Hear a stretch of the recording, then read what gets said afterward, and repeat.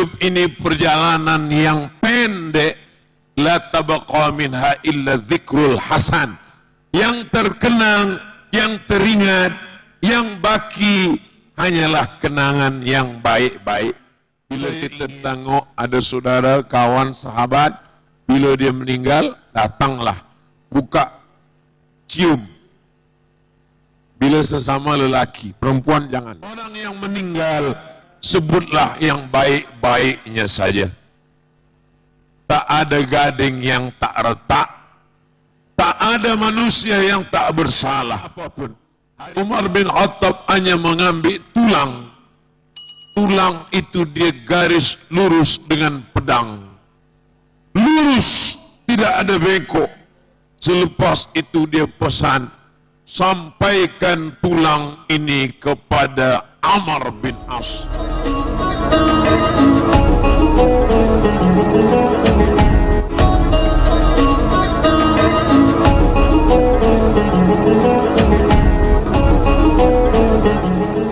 Mana orang yang kaya-kaya dulu mati, mana orang yang sombong-sombong dulu mati. Maka puan, bila ada kawan sombong, biarkanlah dia. Dia pun nanti lama-lama juga akan mati. Begitu juga dengan tuan-tuan sekalian, maka sesungguhnya al-hayatu rihlatun qasiratun, hidup ini perjalanan yang pendek, la tabqa minha illa dzikrul hasan. Yang terkenang, yang teringat, yang baki hanyalah kenangan yang baik-baik.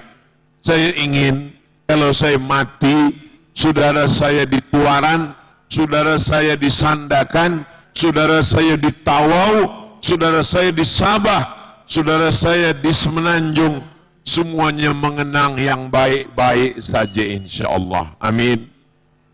Sehingga kalau saya dapat berita, mereka mendapatkan berita kematian, mereka akan mengucapkan Allahumma firlahu warhamhu. Mereka akan mengucapkan Al-Fatihah.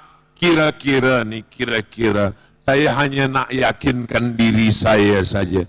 Kalau dapatlah tuan-puan berita saya mati, mau tak mengirimkan Al-Fatihah untuk saya? Masya Allah, makin yakin saya bahawa kalau saya mati insyaAllah. Tadi Ustaz tak yakin, tadi agak-agak yakin sikit. Tapi mendengar ini semakin yakin untuk terus beramal kebaikan-kebaikan.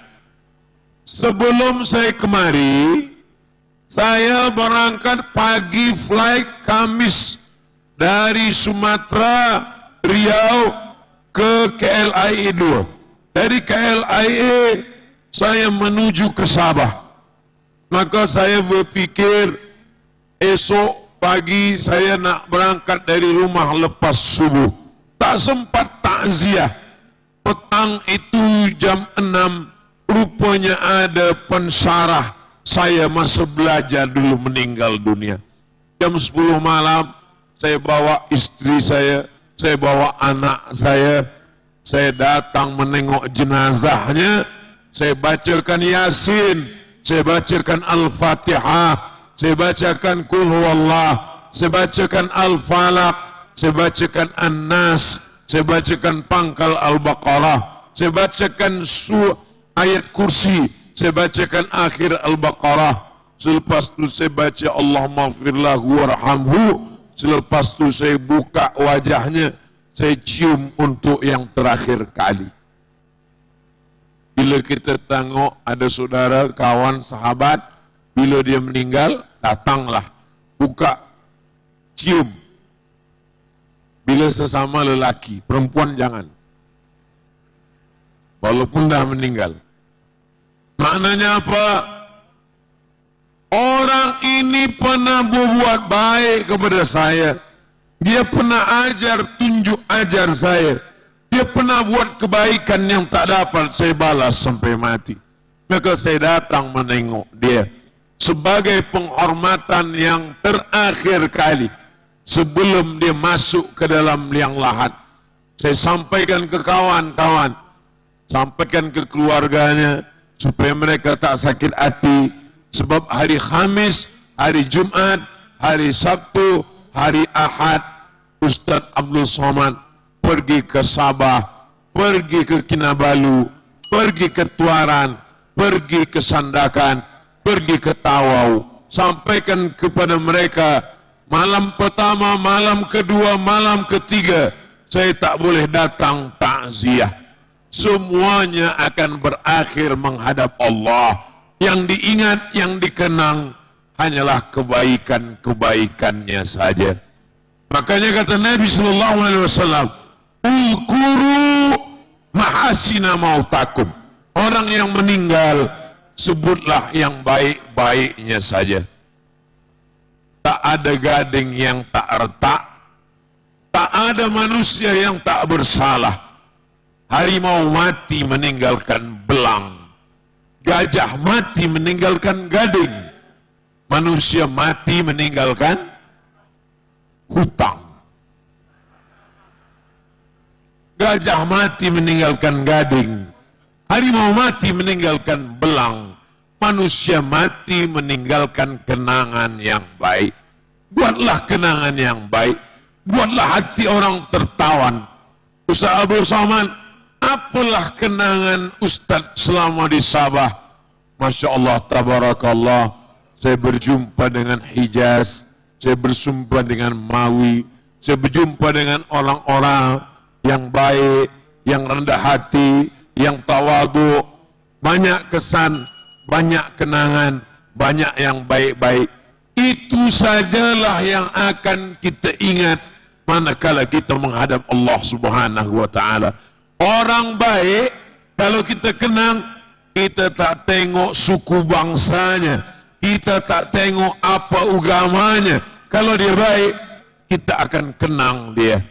Begitulah Allah mengajarkan kita sesama manusia, wa ta'awanu, berbuat baiklah, alal birri, pada perbuatan baik, wa taqwa, pada perbuatan takwa, wala ta'awanu, jangan tolong menolong, alal ismi, pada perbuatan dosa, wal udwan, dan permusuhan.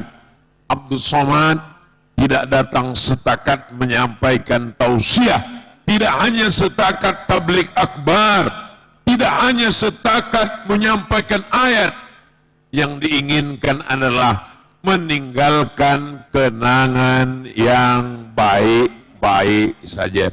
Semoga yang tak baik dilupakan. Allah yang membuat kita terlupa, insya-Allah. Agak-agaknya saudara saya yang ada di Tuaran, sudikah melupakan yang tak baik dari Abdul Somad? Alhamdulillah, dari bunyinya macam tak sudi agaknya. Apa yang membuat kita boleh bersama? Bahwa kita ini semuanya nanti akan diminta tanggung jawab di hadapan Allah Subhanahu wa ta'ala, sekecil apapun itu. Faman ya'mal mithqala dzarratin khairan yarah, sebesar biji sawi, sebesar ujung jarum, sebesar mata kail pancing, semuanya akan diminta di hadapan Allah Subhanahu wa ta'ala. Saya baca dalam kitab Ar-Risalah Al-Qushairiyah, sembayang dia banyak, puasa dia banyak, zikir dia banyak, umrahnya banyak, tapi hisabnya nanti di akhirat lama betul. Apalah agaknya salah dia? Dia tidak berzina, dia tak minum khamar, dia tidak berjudi, dia tak ada ganggu orang, cakapnya baik, matanya baik, telinganya baik, zikirnya baik. Suatu malam dia diundang kenduri, makan, minum, dessert, sembang-sembang. Selepas itu dia balik. Lalu balik itu rupanya ada daging tersangkut di gigi dia sikit. dia cungkil-cungkil pakai lidah tak juga keluar. Lepas itu sebelum sampai ke rumah, dia ambil ranting kayu dari pagar rumah orang. Dia ambil ranting kayu, dia cucukkan, alhamdulillah lepas. Rupanya ranting kayu itulah yang menghalang dia hisab lama di hadapan Allah Subhanahu wa ta'ala. Saya masa baca kitab Risalah Al-Qushairiyah, kitab tasawuf ditulis oleh Imam Al-Qushairi. Lama saya berpikir, saya dulu bukan ranting kayu, sama kayu-kayunya saya bawa semua balik. Macam manalah agaknya minta ampun kepada orang. Dulu masa di pondok berkawan-kawan, kawan ni macam-macam. Ada yang baik, ada yang bakhil. Kata kawan saya, Mat, ya, ini yang punya almari tempat ini orang bakhil. Jadi macam mana? Kerana dia bakhil, kita ambil rambutan yang ada di dalam. Saya ni sebenarnya baik, tapi kawan ni tak baik. Itulah jangan sampai berkawan dengan orang tak baik. Lalu kemudian saya terfikir macam mana nak minta maaf ke kawan tadi. Sedang satu ranting aja hisapnya lama, apalagi rambutan. Alhamdulillah, saya dapat jemputan. Jemputan semua alumni berkumpul di pondok. Masa itu yang akan membagi tazkirah Abdus Somad. Di situlah kesempatan saya minta maaf. Kawan-kawan semua, kita ni semua dulu tidak baik-baik. Ada juga yang terambil rambutan 2-3 biji. Apakah kawan-kawan memaafkan semua? Saya tak sebut saya. Kata kawan, kami maafkan. Alhamdulillah, saya dah lepas, kata saya. Jadi kita menganggap sesuatu yang bukan dosa. Kita anggap ini sesuatu yang biasa-biasa saja. Tapi nanti di hadapan Allah, Masya Allah, Tabarakallah, yang menjadi pemimpin di Mesir saat itu namanya Umar. Saat itu namanya Amr bin As. Amr bin As ingin meluruskan jalan. Jalan ini lurus. Lalu terkenalah satu rumah orang Kopti Kristian Koptik. Dia mengadu kepada Amr bin As. Kata Amr bin As, ini sudah keputusan.